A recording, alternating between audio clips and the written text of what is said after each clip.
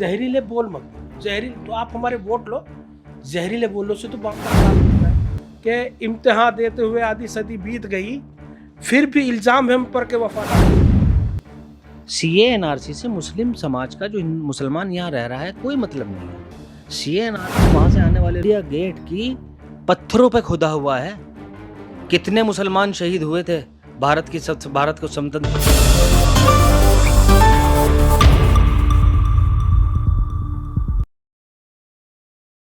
नमस्कार, मैं राकेश मोहन सिंह और आप देख रहे हैं प्रजाहित। इस समय हम दर्शकों मुजफ्फरनगर में हैं और मुजफ्फरनगर कई चीज़ों के लिए जाना जाता है, शुगर बाउल ऑफ यूपी। लेकिन इसकी एक अपनी अलग राजनीतिक पहचान भी है। राजनीतिक पहचान ये कि सबसे बड़ी पहचान है कि मुस्लिम बहुल क्षेत्र है, जिसकी वजह से इस क्षेत्र में हमेशा पक्ष हो या विपक्ष, तुष्टीकरण और ध्रुवीकरण की राजनीति का आरोप प्रत्यारोप का खेल यहाँ पर चलता रहता है। दूसरा, इस बार ये सीट इसलिए भी हॉट सीट हो गई, संजीव बालियान को अपने ही लोगों ने घेर लिया। संगीत सोम उनके विपक्ष में खड़े हो गए।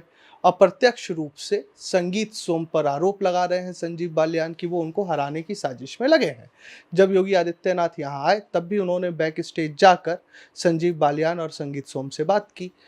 आज हम बात करेंगे, कुछ बुद्धिजीवी हैं मुजफ्फरनगर के, मुस्लिम बुद्धिजीवी हैं, हिंदू मुस्लिम एकता पर काम करते हैं, उनसे जानेंगे। कारण हम आपको बता दें कि 2013 का दंश भी इस मुजफ्फरनगर पर है।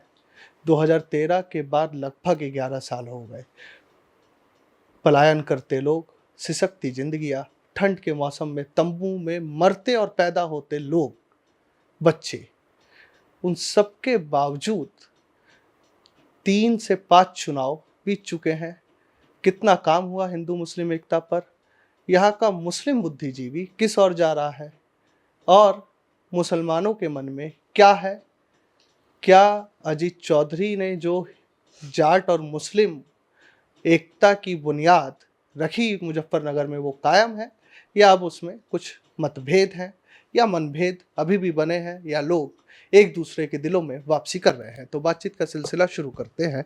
सब स्वागत है आपका। मैं सबसे पहला प्रश्न मेरा यही है कि कल चुनाव है और 40% मुस्लिम बहुल सीट, कितना साथ साथ है और कहाँ जा रहा है? आपका चैनल का स्वागत है मेरे कार्यालय पर। देखिए साहब, मुसलमान के बारे में ये कहना मुश्किल है कि वो टोटल कहाँ जा रहा है। मुजफ्फरनगर सीट में 10 सालों के बाद मुकाबला त्रिकोणीय होता नज़र आ रहा है। 3 पार्टियां मैदान में हैं, बहुजन समाज पार्टी, समाजवादी पार्टी गठबंधन और भारतीय जनता पार्टी। ज़्यादा तादाद में वोट नो डाउट गठबंधन के साथ है।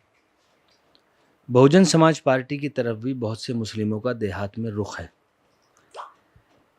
पहली बार ये हो रहा है, जो हमारे लिए अच्छे संकेत हैं, लोकतंत्र में होना चाहिए, कि पहली बार भारतीय जनता पार्टी मुस्लिमों में जाकर वोट मांग रही है।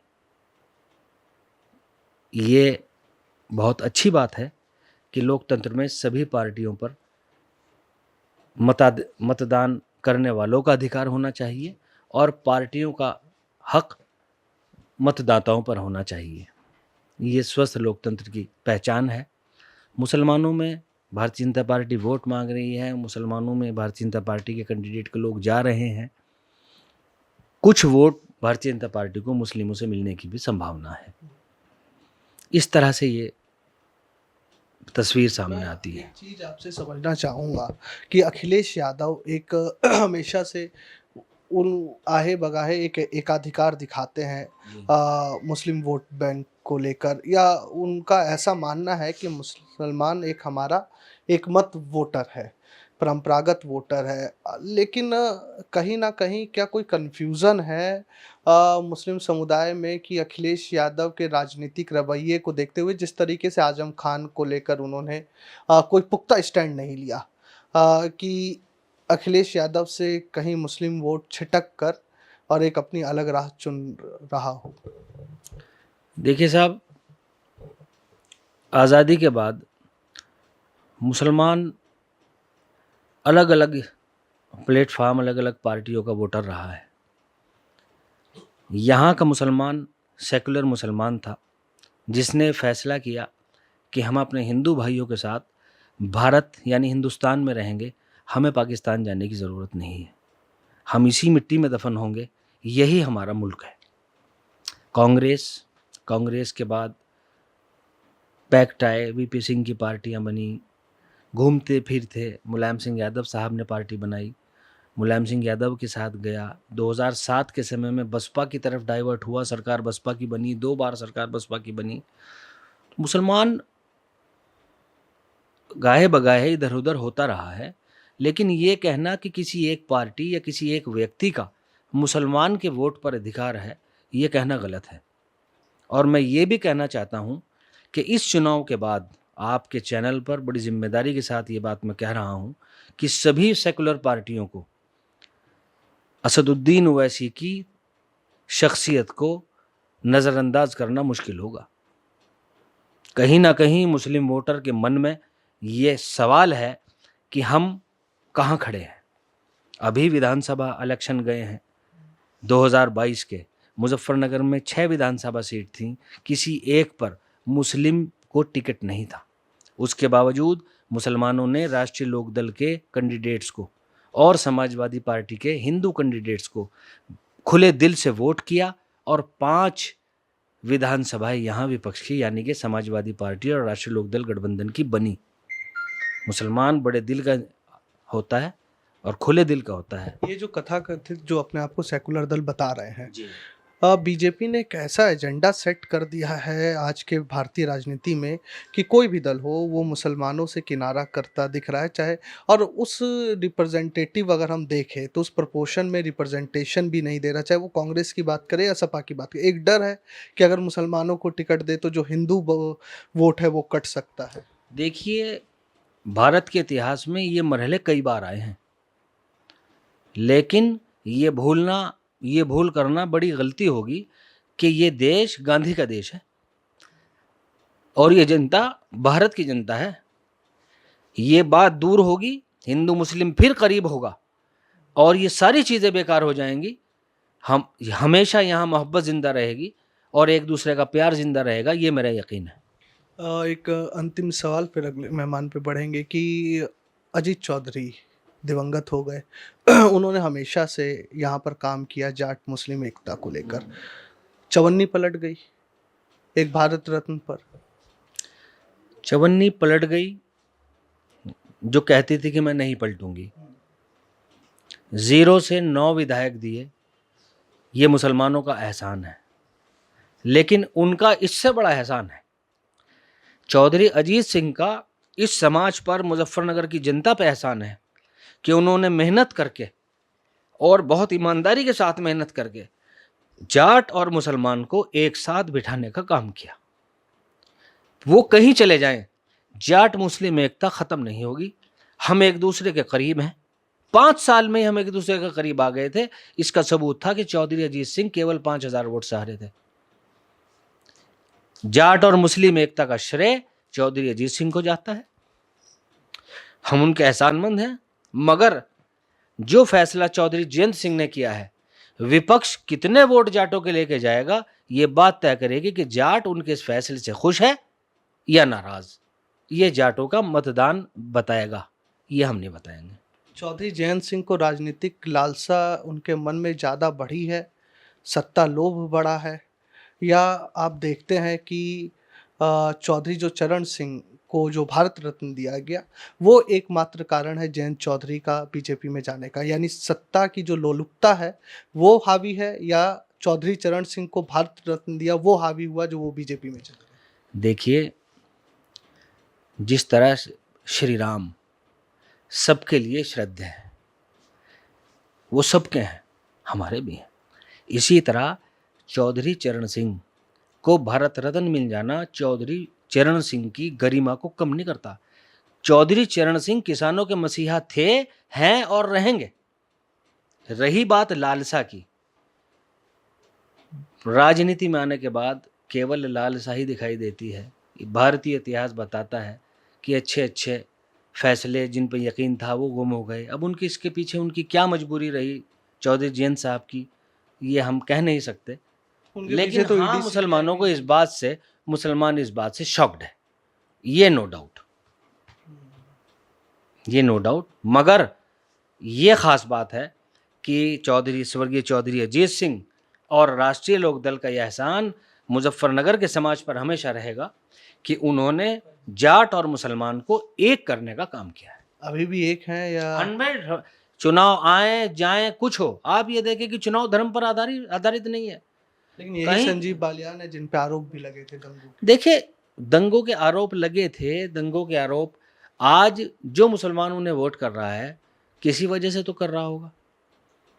हमेशा अगर हमें यहाँ रहना है, पुरानी बातों को भूल करके आपस में एक दूसरे को करीब लाना चाहिए। घटनाएं होती रहती हैं, इंसिडेंट होते हैं, उन चीज़ों को याद ना करके पिछली बातों को भुलाना चाहिए और आगे बढ़ना चाहिए, ये हमारा यकीन। सर ये बताइए कि जैसे अमित शाह भी आए थे तो उन्होंने धारा 370 का जिक्र किया, यूनिफॉर्म सिविल कोड का जिक्र उनके मैनिफेस्टो में है। ये किस तरह का है? एक तरफ तो पसमानदा मुसलमान या मुस्लिम मतदाताओं को अपने साथ करने के लिए कई कार्यक्रम चल रहे हैं, तो दूसरी तरफ इस तरह की बयानबाजी। अमित शाह जी तो कई वर्ड कह गए, ए से जेड तक की बात कह गए, एन से मतलब यूँ कहता हूँ भाईजान आपके चैनल के माध्यम से कि जहरीले बोल मत बोलो। जहरीले तो आप हमारे वोट लो, जहरीले बोलो से तो मामला खराब ही होता है। जहरीले बोल लोगे मतलब अच्छी बात करो। अगर वोट ले भी रहे अच्छी बात नहीं कर रहे, बताओ ये तो अच्छा बात नहीं है। अब वोट भी हमारे जाएंगे, हम वोट भी देंगे, गलत बात एन से जेड तक जेड, चलो वो उनके पर्सनल मामला, किसी ने किसे मार दिया, किससे क्या हो गया वो उसका पर्सनल मामला। रही अब जाट और मुसलमान की बात, जाट और मुसलमान कभी ना दो थे ना है। वो 2013 के बाद थोड़ी सी खाई हुई थी, वो पूरी हो गई थी। अब 2000 ये तो अजीत सिंह जी के जैन जी का अपना पर्सनल मामला, 80% तो जाट नाराज है, 80% जाट नाराज है उसके जाने से। बीजेपी से मुसलमान कितने खुश हैं? नहीं, ऐसा नहीं कि मुझे भी सब बिल्कुल नाराज, बिल्कुल खत्म है, ऐसा नहीं है। खुश है बस जितने खुश है, ऐसा तो नहीं। देखो बहुत डेवलपमेंट भी ऐसा है, विकास भी बतेरा हुआ। देखो रोड आप उत्तराखंड से ले लो, उत्तराखंड में रोड जो चल रहे उसमें कोई हिंदू थोड़ा चलेगा, तो मुसलमान भी चलेगा। आप दिल्ली से ले लो, 4 घंटे में पहुंचा था आदमी, 1.5 घंटे में जा रहा। ये लाभ हिंदू मुसलमान सिख ईसाई सब ठा रहे, इससे कोई वो नहीं फर्क पड़ा। मगर यह है अगर आप जहरीले बोल रहे तो उससे तो फर्क ऐसा है ना, फर्क पड़ता है। आप सबका साथ सबका विकास लेके चल रहे। अरे हम अच्छी बात कहो, हम अच्छी बात जैसे कहे कि इम्तिहान देते हुए आधी सदी बीत गई, फिर भी इल्ज़ाम है हम पर के वफादार नहीं। हम कैसे वफादार कहलाएंगे? उंगली काट कर कहलाएंगे? कैसे कहलाएंगे? दिल चीर के दिखाए तुम्हें वोट दे रहे, क्या दे, किस तरह? अरे वोट ले लो, वोट की कोई दिक्कत नहीं, आप जितना चाहो वोट भी ले रहे। ऐसा नहीं वोट नहीं मिला, मुस्लिम भाई मुस्लिमों को बहुत वोट मिला, और अब के भी क्या पता मुस्लिम बंटवारा है, बेहत्ती पे भी जा रहा, त्रिकोणीय इलेक्शन है। ऐसा नहीं है। हम तो ये चाहते प्यार वाली भाषा बोलो, प्यार वाली। भाई मुसलमान हमारे यहाँ बहुत ऐसे काम हुए कि बस वो मैं आपके सामने जिक्र भी नहीं कर सकता। मगर कोई मुसलमान सड़कों पे तो नहीं है, कोई किसी तरह का भी कोई हम सड़क पे मुसलमान नहीं है, अपने घर पे बैठा, शांति से बैठा। कोई भी किसी भी तरह की कुछ भी झेल रहा हो, सब अपने घर बैठा है। एक अंतिम सवाल और इसके बाद हम क्लोज करें। सवाल ये है सर कि सीए और एनआरसी मुसलमानों को डराने की कोशिश, या वाकई इस देश की ज़रूरत, या हिंदू वोट बैंक जो योगी आदित्यनाथ सीएम है आपके सूबे के, उन्होंने, मेरे को याद पड़ता है, नारा दिया था 80 बनाम 20, उसकी राजनीति है। देखिए, सीए एनआरसी हम लोगों ने बहुत काम किया है अपने समाज में। प्रशासनिक स्तर पर हमें कहा गया कि ये चीज़ आप लोगों को समझाएं, और ये हमारा फ़र्ज़ बनता है कि देश की शांति व्यवस्था में हम लोग सहयोगी रहें। सीए एनआरसी से मुस्लिम समाज का, जो मुसलमान यहाँ रह रहा है, कोई मतलब नहीं है। सीए एनआरसी वहाँ से आने वाले लोगों के लिए था, और वो कितने लोग हैं ये आप नेट पे जाके आंकड़ा देख सकते हैं। जो वहाँ से परेशान होकर यहाँ आना चाहता है तो उसका वेलकम होना चाहिए। पिछली सरकारों में भी ये कानून था, कुछ चेंज करके अब आ गया है, तो कोई परेशानी नहीं है। टाइमिंग पे सवाल उठ रहे हैं इसके। हाँ, टाइमिंग पे सवाल है।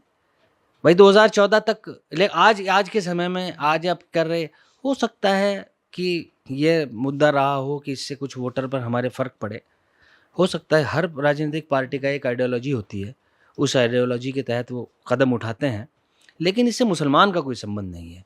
अच्छा ये होता कि अगर इसमें हिंदू, सिख, पारसी, बौद्ध, इनके अलावा मुस्लिम शब्द भी जुड़ा होता, तब सबका साथ और सबका विकास पूर्ण होता। कि जो व्यक्ति, जो भाई अगर किसी पड़ोसी मुल्क से परेशान है, वो आए, अपने डॉक्यूमेंट दिखाए, हम उसका खुले दिल से स्वागत करते हैं, वो चाहे हिंदू हो, मुस्लिम हो, सिख हो, ईसाई हो, तो इस पे ये सवाल पैदा ना होते। एक मुख्यमंत्री है, आपने जिक्र किया तो बस मैं इसलिए, जी जी हिमंता बिस्वा शर्मा, जी जी जी नाम जी सुना है? जी जी जी, एक नारा देते हैं कि कागज तो दिखाने होंगे। ठीक है, बिल्कुल दिखाने कागज? होंगे। हाँ, ये कागज नहीं, इंडिया गेट की पत्थरों पे खुदा हुआ है।